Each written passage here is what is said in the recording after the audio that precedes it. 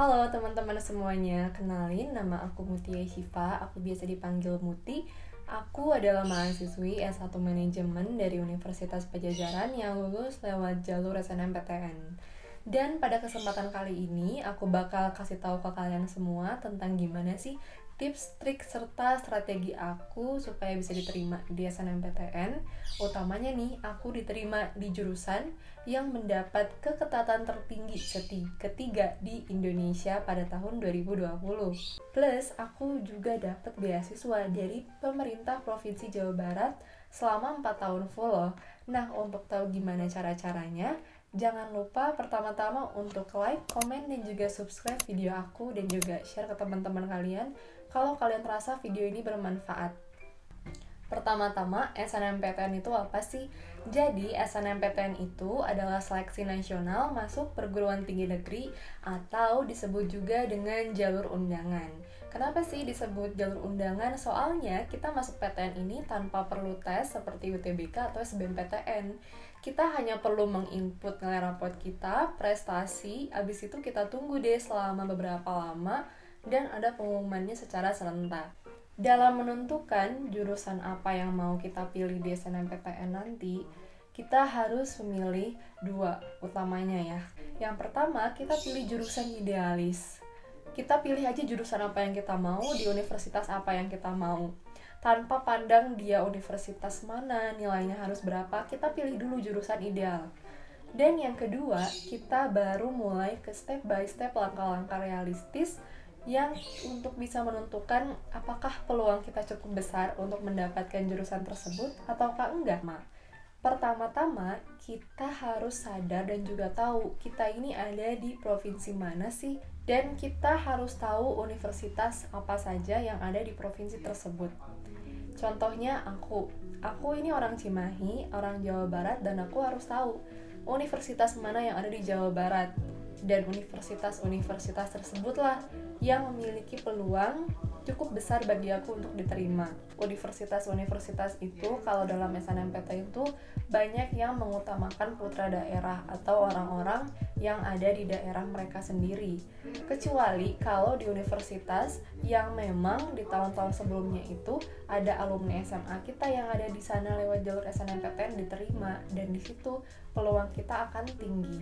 Selanjutnya, setelah kamu udah tahu ada universitas mana aja sih yang ada di provinsi kamu, terus kamu udah mulai ada gambaran nih harusnya, kayak misalnya, wah aku pengen jurusan manajemen, aku mau di Universitas Pajajaran deh.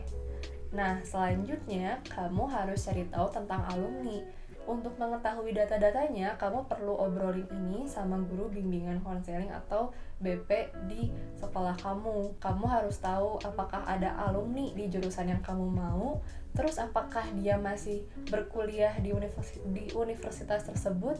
Kalau misalnya ada alumninya dan dia masih berkuliah di universitas tersebut, itu merupakan peluang yang cukup besar. Terutama kalau dia diterimanya itu di tahun kemarin, bukan di 2 tahun atau 3 tahun sebelumnya. Universitas itu memiliki kepercayaan tersendiri kepada masing-masing sekolah, dan kepercayaan tersebut itu dibuktikannya dari bagaimana sih kualitas alumninya di universitas tersebut. Kalau misalnya alumni yang ada di jurusan yang kamu mau itu ternyata performanya nggak bagus, terus dia drop out, kan tentunya kepercayaan universitasnya bakal menurun ya, dan itu bakal mengurangkan peluang adik-adik kelas orang itu untuk diterima di universitas itu. Selanjutnya, setelah tahu apakah ada alumni atau enggak di jurusan tersebut, yang ketiganya adalah buat perankingan dengan teman-teman satu angkatan kamu, bisa melewati Google Sheet atau lain sebagainya. Kan ada datanya kan di PDSS dari ranking 1 sampai ranking terakhir yang eligible untuk daftar SNMPTN. Kita urutin dari rata-rata tertinggi sampai terendah, jurusan apa dan di universitas apa sih mereka itu ingin mengambil SNMPTN. Kita harus tulis dengan sejujur-jujurnya. Kalau misalnya ternyata ada orang yang rankingnya di atas kamu tapi dia memilih jurusan yang kamu mau, itu kita coba periksa dulu apakah kuota atau alumni yang diterima tahun kemarin itu 2 orang 3 orang ataukah cuma 1 orang? Kalau misalnya ternyata cuma 1 orang, baiknya ganti jurusan yang kamu ambil, karena peluang kamu untuk diterima itu semakin mengecil kalau misalnya ada orang yang rankingnya di atas kamu dan dia memilih jurusan yang sama dengan kamu, maka akan dipilihnya orang yang nilainya lebih tinggi. Jadi pada intinya itu gimana kamu dan angkatan ngelobinya dan nentuin mau jurusan-jurusan apa. Alangkah baiknya kalau misalnya semua orang itu memiliki pilihan jurusan yang berbeda. Terus kalau misalnya kondisinya tahun kemarin alumni yang diterima di jurusan itu tuh ada 2 atau 3 orang, ya nggak apa-apa kalau misalnya ternyata seperti itu. Misalnya nih, kayak kasus yang aku tadi bilang, kamu pengen manajemen Unpad, tapi ada yang ranking di atas kamu pengen manajemen Unpad juga. Ternyata tahun kemarin alumni yang diterima di manajemen Unpad ada 5 orang.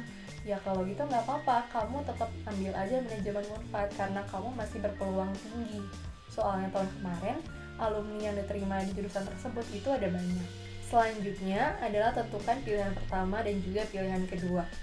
Kalau untuk pilihan pertama dan pilihan keduanya itu, pastikan dan utamakan kalau pilihan 1 dan 2-nya itu ada di universitas yang sama. Meskipun boleh memilih di universitas yang berbeda, tapi peluangnya akan sangat kecil, soalnya banyak banget universitas yang nggak mau dijadikan pilihan kedua, seperti UPI, ITB, Unpad, UGM, Unpad lagi, Universitas Brawijaya dan lain sebagainya. Itu mereka nggak mau dijadikan pilihan yang kedua. Jadi kalau ada orang yang milih ITB sama Unpad misalnya, kalau dia nggak diterima di ITB, otomatis di Unpad juga nggak akan diterima, karena Unpad nggak menerima orang yang pilihannya kedua. Pada intinya, untuk SNMPTN itu kita hanya memerlukan untuk memperhatikan 4 aspek tersebut. Ditambah satu lagi adalah yang opsional, yaitu sertifikat. Tapi sertifikat yang kayak gimana sih yang perlu kita masukin supaya memaksimalkan peluang kita? Yaitu sertifikat yang relevan dengan jurusan yang kita mau. Contohnya, kalau aku tahun kemarin, aku masukin 2 sertifikat. Yang pertama itu sertifikat Olimpiade Sains Nasional tingkat kota. Aku ambil jurusan atau mata kuliah sih. Aku ambil mata pelajaran ekonomi dan di situ aku juara pertama.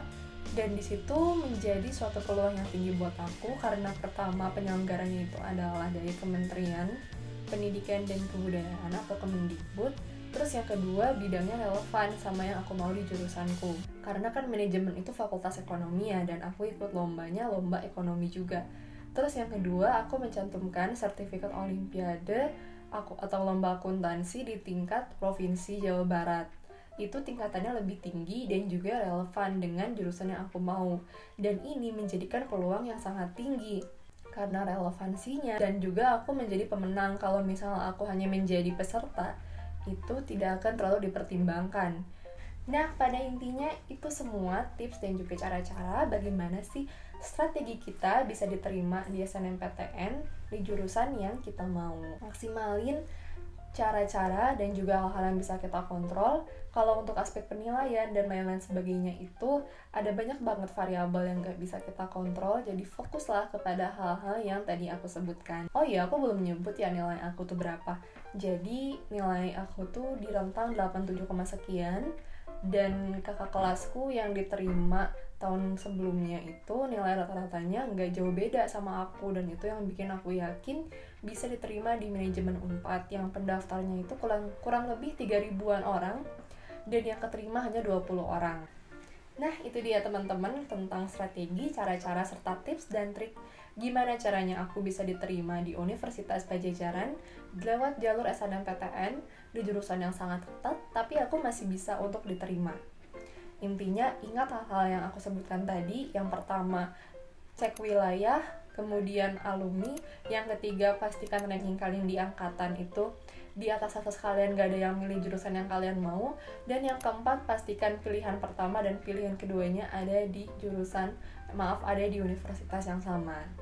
Semoga kalian semua yang nonton video kali ini bisa diterima di jurusan yang kalian mau.